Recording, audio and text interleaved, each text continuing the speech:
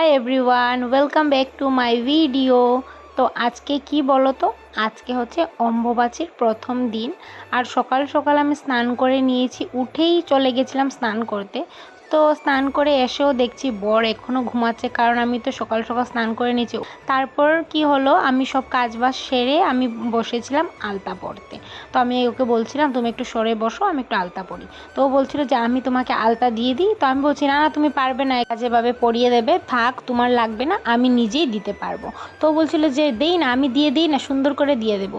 আর দেওয়ার আগেই দেখো আলতাটা ফেলে দিয়েছে নিচে পাপোশটার মধ্যে, দেখতে পাচ্ছ তো। তো এখানে সবের আগে ফেলে দিল।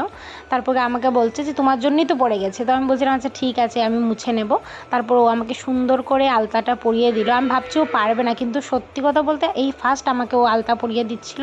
তো আমি নাই করেছিলাম, কিন্তু এত সুন্দরভাবে আলতাটা পরিয়ে দিল, একদম খুব সুন্দরভাবে। তো আমি ওকে বলছিলাম বা অনেক সুন্দর পারো তো আলতা পরাতে।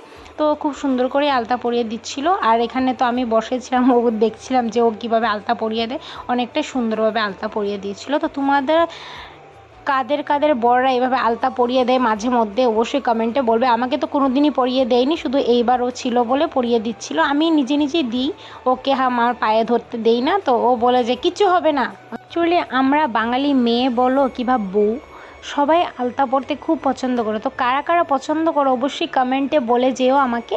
তো আমি তো খুব ভালোবাসি আলতা, মেহেন্দি এগুলো পরতে। আমাকে আলতা পরে কেমন লাগছে অবশ্যই বলবে।